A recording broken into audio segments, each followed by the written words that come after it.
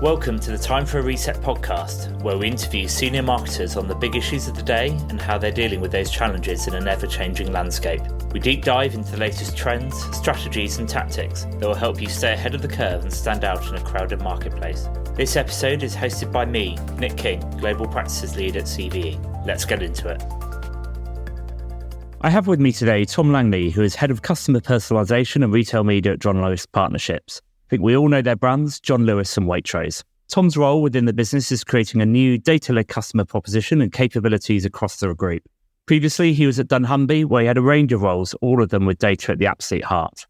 Whether it was leading personalisation, was global head of marketing consultancy, where he identified the retail media opportunity and launched a business unit that built out the ad stack and also brought in the right team to deliver what was at the time a really nascent area in the UK. Tom, brilliant to have you on the podcast. Thanks for having me, Nick. I've enjoyed listening to a few of the episodes and I love the concept of what you're doing.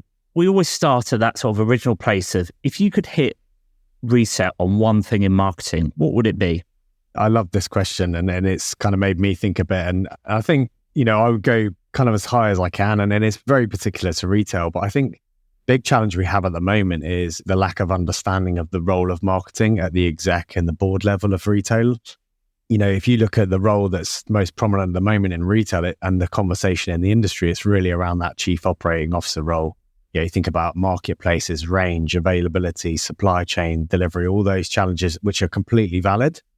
But I think where we've lost our way a little with marketing and the role of marketing and the role of brand building, that exec level is where we've got to do that reset. And I thought about what is it that's creating that challenge. And I think it really comes down to the challenge of measurement and that articulation of the value of marketing. And though we've had an incredible amount of new tools at our fingertips as marketers in terms of new channels, new data points, which makes us, able to optimize marketing in a much more kind of precise way, you could probably reset on that conversation to say, do all of our marketers really understand the difference between all the different kind of measurement approaches? And, just for fun, I was writing down a handful of those. And if you could find how many marketers that understand the difference between econometrics, attribution modeling, share of voice, A/B tests, geo tests, test and control, year on year, period and period, and just, we could have fun and just keep going on. But I think the challenge is that just because you can doesn't mean you should, in terms of, are those metrics the right metrics for what you're actually trying to achieve?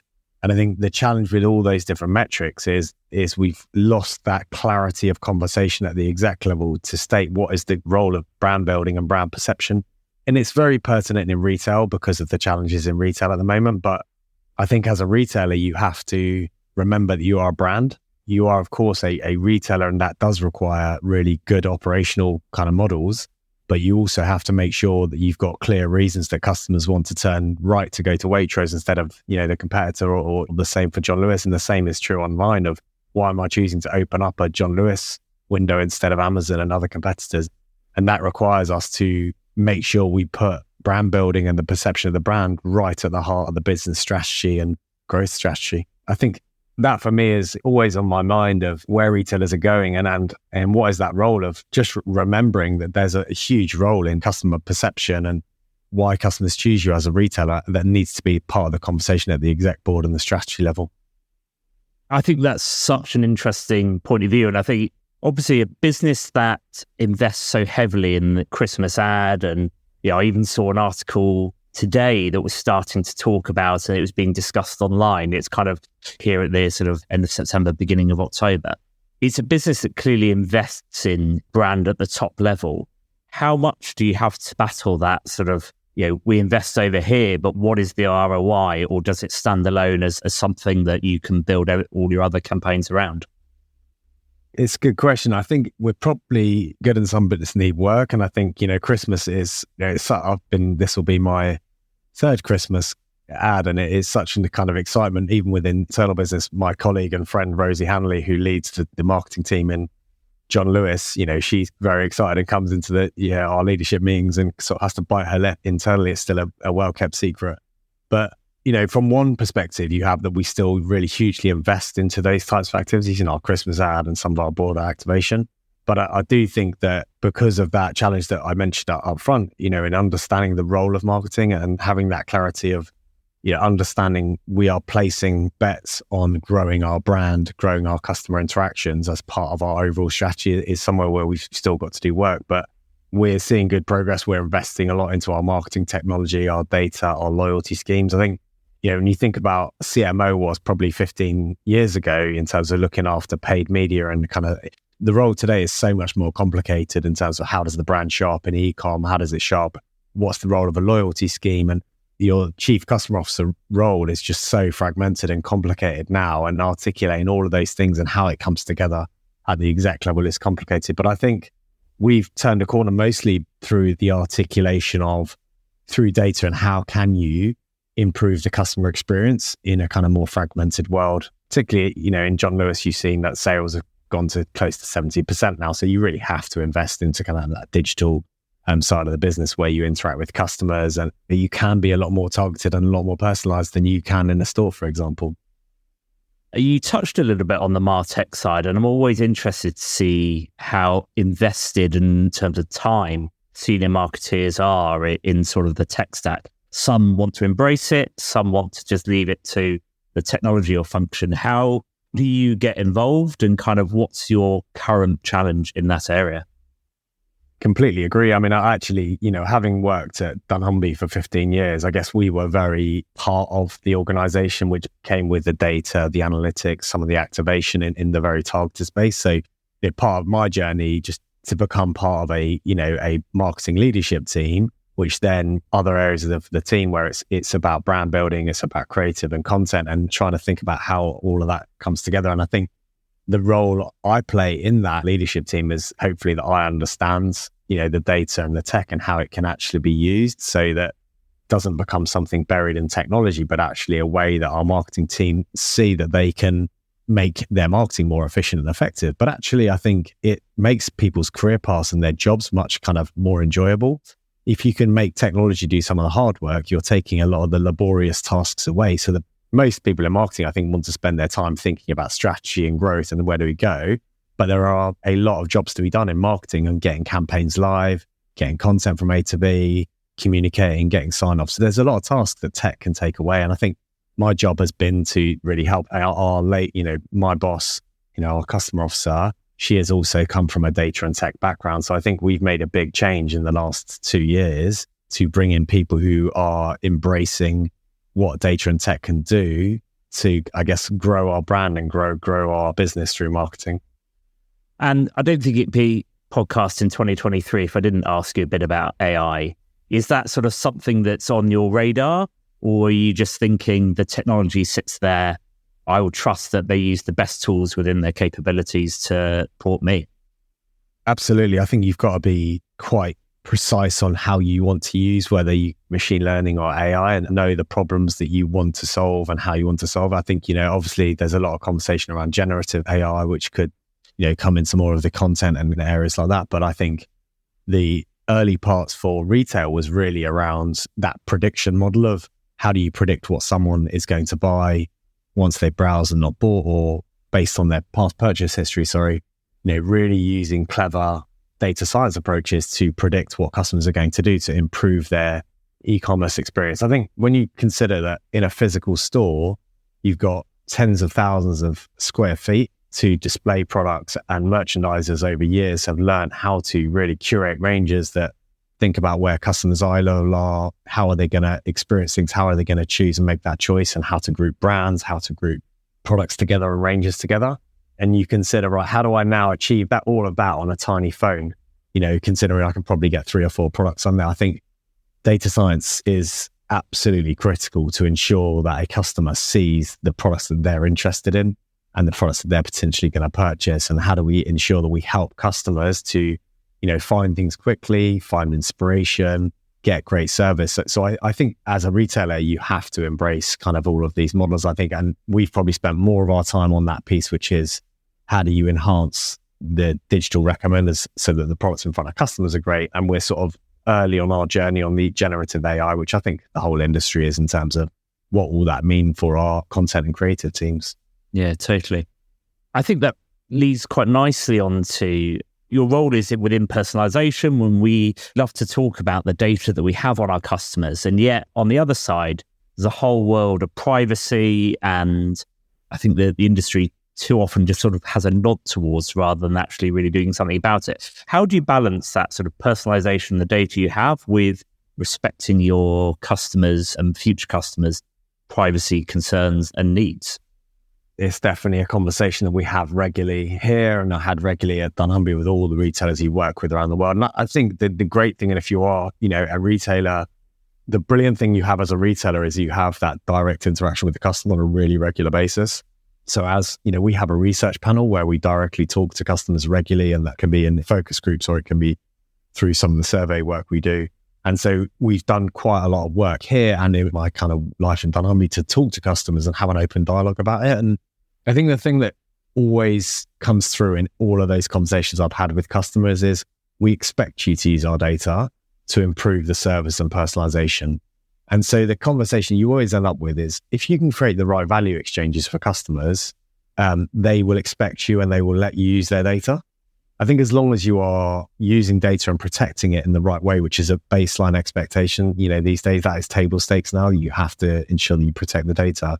I think that the most important thing is thinking about how can you use data to solve customer needs, improve the experience, and create the right value exchange so that they feel there's a good value exchange for me to log in. And, once I've logged into a website, I kind of inherently know that my data is now being tracked. If I use a loyalty card, of course, it's even more kind of prevalent. So you just have to constantly think about those value exchanges. And I think a lot of the challenges in data permissions came from a lot of, we call it misuse or bad marketing in digital marketing, and a lot of the DSPs and how it was created around, the focus was automation and data rather than brilliant marketing. The conversation wasn't, did you see that brilliant display campaign? It was more how automated everything is, so I think that's not the right focus. The right focus should be on how are we creating brilliant customer experiences and then using data in the right way. People understand that Google takes their data and uses it to enhance search, but they get a brilliant free service. The challenge when you are a retailer is that customers don't understand that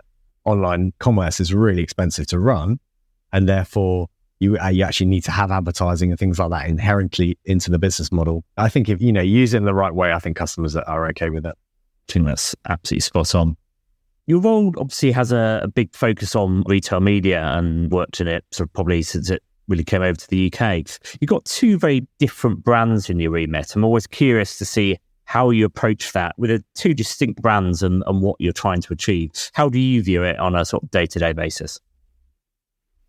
Definitely, and that's part of kind of what I love about the role and moving to the partnership was that, you have these kind of two distinct brands. And I think there's different parts to it in terms of part of it, you just have to think about the customer journey and what's the customer journey look like when I'm buying in some of the big categories in John Lewis, and, what's the consideration journey to buying a new kitchen, a new sofa, a new television, a new phone. It's much more considered. You need to go on a kind of longer journey of thinking about. So you need different types of content through versus when I'm buying my groceries, where quite often in grocery, 60, 70, 80% of people's baskets is the same week on week.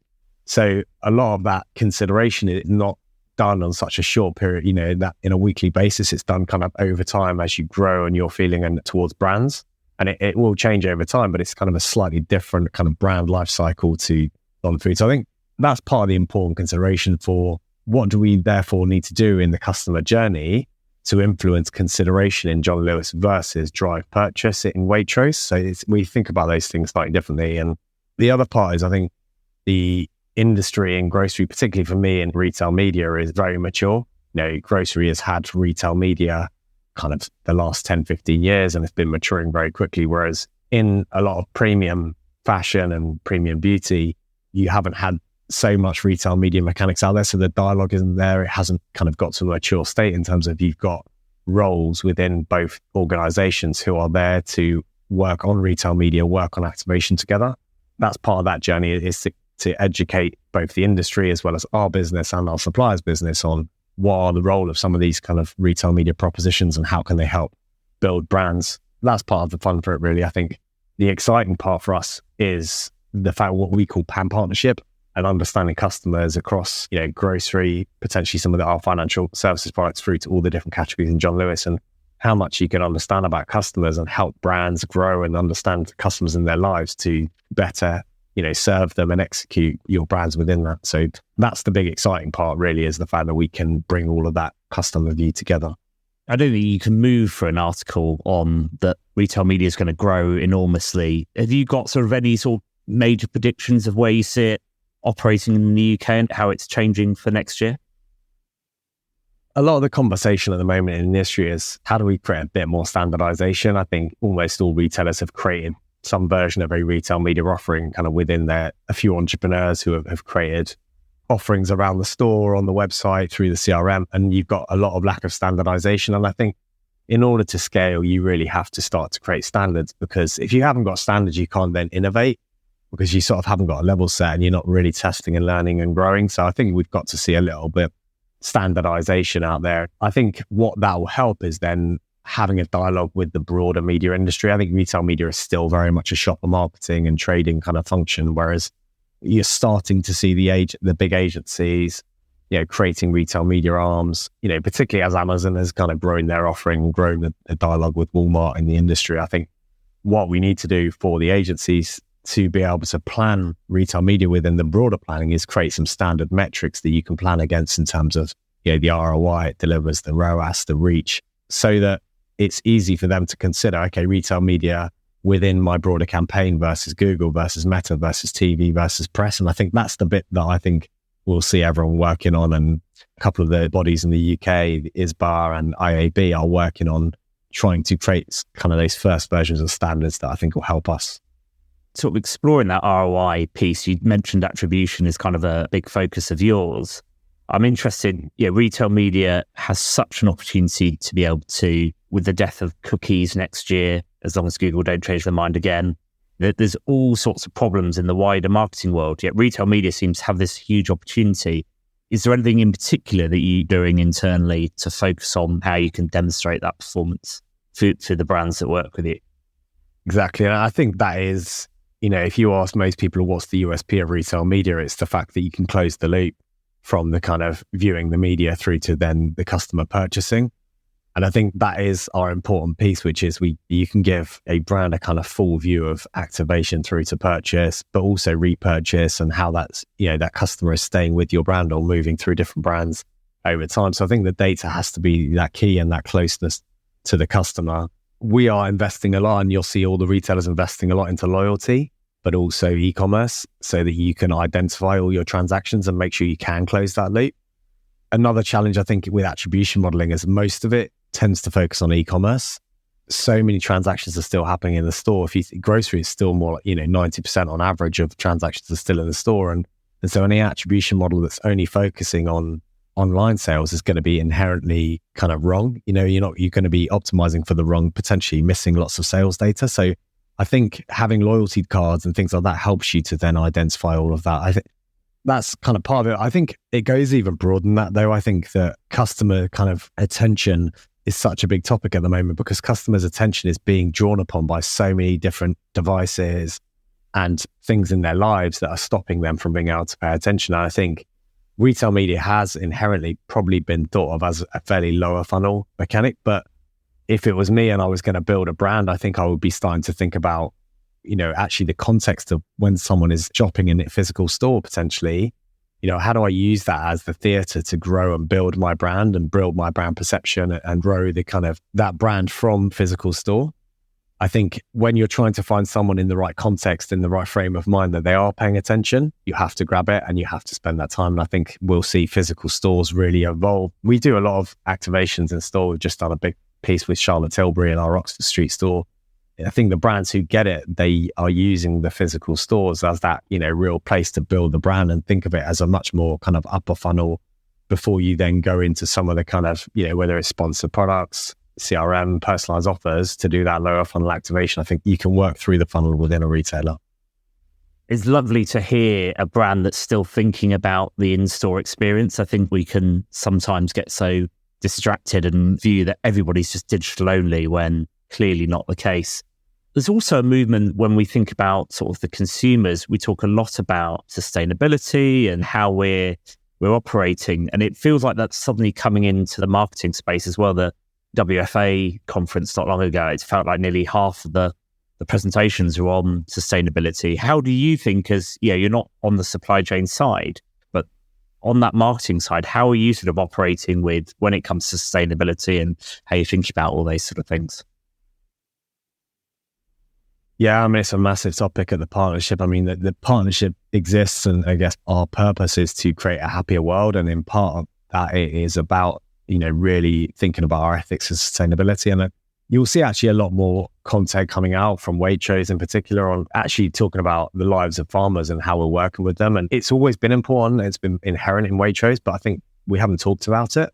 We haven't let people know that actually through the last few years when there's been challenges for farmers, we are paying our farmers in the right way. We've got ethical supply chains.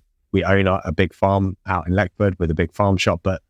So I think that it's always been part of our brand, and you'll see us doing more. There's a TV program that's coming out now about some of our supply chains as well. So it's a huge part for us. And I think it's knowing that customers are more conscious of this. It's a very challenging time because the reality is some of those products where, has been ethically sourced do cost more. And so customers are cost conscious, but they're also conscious of the world. So it's trying to find that happy medium for customers where, they can buy ethically and sustainable sources as well as at a price point that they can afford. And I think that's probably the challenge in the market at the moment in grocery. I always think it's interesting how the John Lewis partnerships set up means that you probably have a bit more of a focus because the whole staff have a say ultimately, right? Yeah, that's sort of something that changes. Was that something that you were interested in when you joined the business? Do you know what? I don't think I knew too much before I joined the business actually about the partnerships. I probably learned, I knew sort of surface level, but I think what drew me in the reality at the beginning was the brands and, actually kind of iconic brands on our high street in terms of Waitrose and John Lewis, and wanting to, I guess, be part of that. In the conversation I've had, what can I do to help? I think that's always on your mind when you're thinking about roles. And I've seen an organization who have built brilliant iconic brands, but hadn't, I guess, used as much as other retailers like Tesco, who I was working with, in terms of that real data intelligence and putting that intelligence into the business. So I felt like where the challenges for Waitrose and John Lewis were perfect for me, where they've got brilliant NPS and brand love from the British population, but actually needed to kind of get better at using data and intelligence to grow the business and put that as part of the strategy. So it's only really since I've joined, I've learned a lot more about the partnership, and particularly as a leadership team, we don't have shareholders kind of breathing down our throats for in-year profits and dividends, so we can make active choices around doing good with our profits. That's really the purpose, and a lot of what's behind the partnership model is to make enough profit to do good with and make those choices, as well as obviously creating brilliant career paths and where people can have a great long career at John Lewis. So I think that's part of what I've really enjoyed, it is that ability as a leadership team that you are ultimately, as a group of 80,000 partners, making the choices of what we invest into, both internally to grow, but also externally of how can we put our money towards doing good in the industry and, I guess the nation at large. So we so often finish is, you've had obviously, you're in the middle of a great career. I think it's quite challenging for people entering the sort of that traditional path graduates and school leavers was enter. What's your advice to somebody entering the industry, and how should they think about it, and what should they be focusing on in those early years? It's a good question. It can be so complicated because everything's changing, right? You have a constant change of data, technologies, roles, and things like that. So I think it's important to focus on what are the constant, which is typically the values. And I was in the US business with dunnhumby a few years ago, probably 10 years ago, actually, working with one of the sales directors. And he gave me a book at the end of a project. On the front of it, apologies for the swearing, but it basically said, "Get shit done." It really made me think, and essentially he gave it to people who just really helped drive things forwards. I think it's made me think quite a lot in terms of what am I good at, but also what do I look for in people? I think the most important thing you can do is come into a room and be really positive and to show that you're willing to do whatever it takes to get things done and move things forward. And I think, for me, that is probably almost more important than some of the kind of the parts of the job which it can be trained. I think it's that positive attitude. And the last couple of people that I've hired, I'm really focused on, are they going to roll their sleeves up, be tenacious and get stuff done and take stress away from me? we've all got big plans that we want to deliver, and we need the people that don't come and highlight all the problems, but they actually come with positivity and go, do you know what, don't worry about it. I'm going to figure out how to get that done. And, I think it's a good mantra for life in general is that, always just start with action. Just keep moving forward to get things done. And I think that that's probably the simplest thing is if you can go and work for someone and show them you're positive and you're willing to do whatever it takes to get things done and move things forwards, then you'll keep progressing. 100% agree with that. Too much of the modern world is filling in spreadsheets and online forms and making sure everything's done without actually moving a business forward. So well said. Very much agree with that. Tom Langley, thank you so much. It's been fascinating to talk to you. Thanks for having me. We hope you enjoyed this episode of Time for a Reset. Thanks for tuning in. We'll be back talking to another senior marketer very soon. Make sure to leave a review and catch you next time.